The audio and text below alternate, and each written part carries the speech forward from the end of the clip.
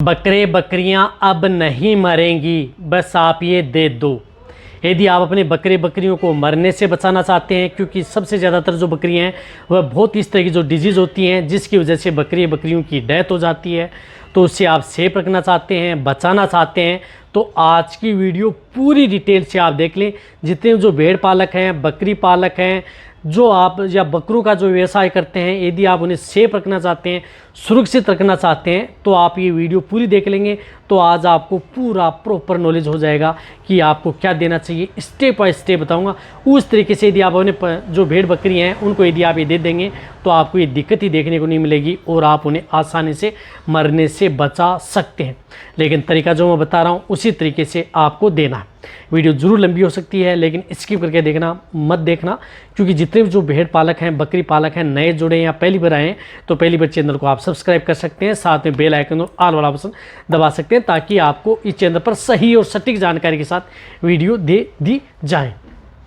देखो, सबसे ज़्यादा जो भेड़ बकरे बकरियां हैं वो ख़त्म किससे होती हैं? यदि आप अपने बकरे बकरियों की, कई बार क्या होता है कि जिस प्रकार से कई इस तरह की जो वायरल या बैक्टीरियल डिजीज़ हो जाए उसकी वजह से सबसे ज़्यादा ख़त्म होती हैं भेड़ बकरियों में, या एक से दूसरे से बीमारियां यदि भेड़ बकरियों में लगती है। जिस प्रकार से यदि भेड़ पालक है, बकरी पालन व्यवसाय कर रहे हैं, उस स्थिति में यदि आपके पास एक भेड़ बकरियाँ किसी रोग से ग्रसित हुई तो उसके बाद में दूसरी तीसरी जितनी भी जो आपके पास भेड़ बकरियाँ होती हैं वह सभी उन रोगों से ग्रसित हो जाती हैं, तो उसकी वजह से सबसे ज़्यादा डेथ देखने को मिलती है। तो उसको आप कंट्रोल कर सकते हैं। और आपने देखा होगा कि सबसे ज़्यादा जो भेड़ बकरियां जिस प्रकार से डायरिया है, दस्त है, उसकी वजह से ख़त्म होती है। यानी डायरिया हुआ, दस्त हुआ, उसके बाद में 1-2 दिन रुका नहीं, उसकी वजह से बहुत ज़्यादा पानी सा करना स्टार्ट कर दिया और बाद में उनकी डेथ हो जाती है पेट में पानी भर करके। वह भी भेड़ बकरियों के लिए बहुत ही ज़्यादा खतरनाक होता है। इसी तरह से यदि आपकी भेड़ बकरियों में कई इस तरह की जो डिजीज़ हैं, जो भी मैं आपको बताऊँगा, उसको भी आप आसानी से कंट्रोल कर सकते हैं। तो सबसे पहले आप उन्हें क्या देना है?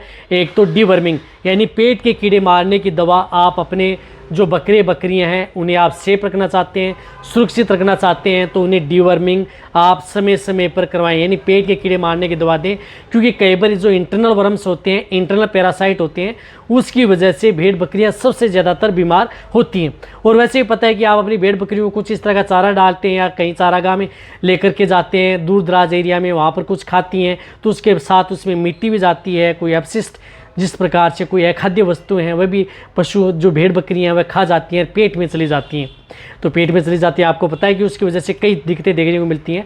तो उसकी वजह से यदि आप अपनी भेड़ बकरियों को यदि डीवर्मिंग समय समय पर कराते रहेंगे तो इंटरनल पैरासाइट हैं, उनसे आप अपनी भेड़ बकरियों को बचा सकते हैं। इंटरनल पैरासाइट क्या करते हैं कि भेड़ बकरियों को कई तरह की जो बीमारियां हैं वह आपकी बकरियों में देखने को नहीं मिलेंगे। तो सबसे पहले आपको उसकी डीवर्मिंग कराना है।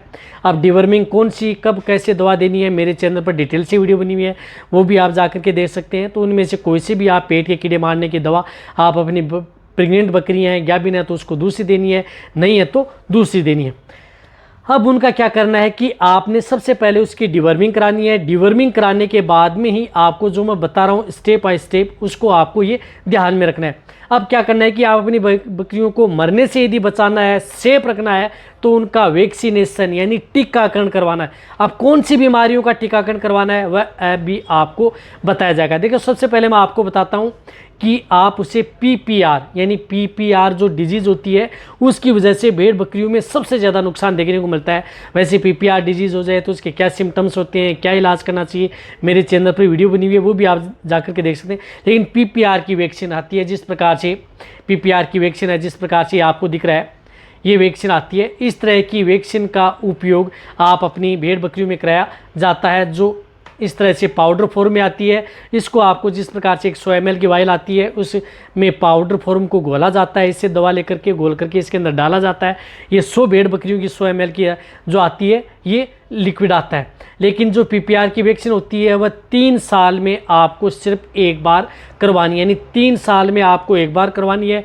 कब? जब यदि आपकी भेड़ बकरी के बच्चे 4 महीने से बड़े हो जाएंगे। 4 महीने के बाद में जितनी भी जो भेड़ बकरियाँ हैं, चाहे कितनी साल की हो, 1 साल, 2 साल, 5 साल, कितनी बड़ी भेड़ बकरियाँ हो, सभी में आपको उनकी डोज PPR की वैक्सीन ज़रूर करवानी है। तो ये एक आप उसकी वैक्सीन ज़रूर करवा लें आप अपनी भेड़ बकरी, क्योंकि वैसे भी ये 3 साल में एक बार लगती है, तो आप अपनी भेड़ बकरियों को करवाएं। यदि कहीं से भी यदि आप लेकर के आएँ तो उससे पूछें कि हमने करवाई या नहीं करवाई। नहीं करवाई है तो आप घर पर ला करके आप उसकी वैक्सीनेशन करवा सकते हैं। इसी के साथ साथ आपको एक वैक्सीन लगवानी है, उसे ईटी इंट्रोटॉक्सिमिया। अब इंट्रोटॉक्सिमिया की वैक्सीन आपको जिस प्रकार से मार्च अप्रैल मई में लगवा लेनी चाहिए, जिससे यदि आपकी भेड़ बकरियां में दिक्कत ही देखने को न मिले। इंट्रोटॉक्सिमिया ईटी की वैक्सीन, ये वैक्सीन लगने के बाद में आप इसकी एक बूस्टर डोज जरूर लगवानी चाहिए 21 दिन बाद में। देखो ईटी की वैक्सीन यदि बूस्टर डोज लगानी है, पीपीआर को सिर्फ एक बार लगवाना है। ईटी की वैक्सीन भी आपको ज़रूर लगवानी है, क्योंकि इसकी वजह से आपको पता है कि फड़किया रोग हो जाता है, बॉडी में टॉक्सिटी हो जाती है, जिसकी वजह से सबसे ज़्यादातर जो भेड़ बकरियां ईटी से इंट्रोटॉक्सिमिया जो डिजीज़ है, या इसकी वजह से भेड़ बकरियों में फड़किया रोग है, उसकी वजह से दिक्कत देखने को मिलती है। तो इसकी वैक्सीन आप मार्च अप्रैल में करवा लें। पीपीआर की वैक्सीन जिस प्रकार से आप करवा सकते हैं, इस तरह के मौसम में आप करवा लें, बहुत अच्छा रिजल्ट यदि आपको देखने को मिलेगा। इसी के साथ साथ आप उसकी वैक्सीन गोट फॉक्स की ज़रूर करवाएं, क्योंकि ये चेचक तरह की डिजीज़ हो, जगह जगह पर छोटे छोटे दाने से शरीर के ऊपर छोटे छोटे दाने हो जाते हैं, जिस प्रकार से बड़े पशु में लंपी स्किन डिजीज़ देखने को मिली थी, उसी तरह से गोट फॉक्स भी उसी तरह के सिम्टम्स देखने को मिलते हैं। तो इसकी भी वैक्सीन आती है, जिस तरह से ये गोट फॉक्स की वैक्सीन आती है। तो इस तरह की जो वैक्सीन आती हैं, इसका उपयोग आप अपनी भेड़ बकरियों में करवा सकते हैं। ये वैक्सीन भी आपको ज़रूर लगवा लेनी चाहिए। अब बारिश का मौसम है तो लगवा सकते हैं, या सर्दी के मौसम में आने से पहले भी आप इसका उपयोग कर सकते हैं। यानी आप इस तरह की वैक्सीन आप अपनी भेड़ बकरियों में ज़रूर लगवा लेनी चाहिए। और जो जितनी भी वैक्सीन है, ये आपको 2-2, 3-3 महीने के अंतराल में आपको लगवा लेंगे तो बेटर रिजल्ट देखने को मिलेगा। गोट फॉक्स से भी सबसे ज़्यादातर दिखते हैं, भेड़ बकरियों में देखने को मिलती हैं, और भेड़ बकरियों की जान भी जाती है। तो ये आपको ज़रूर अपनी भेड़ बकरियों में ये वैक्सीन ज़रूर करवानी है।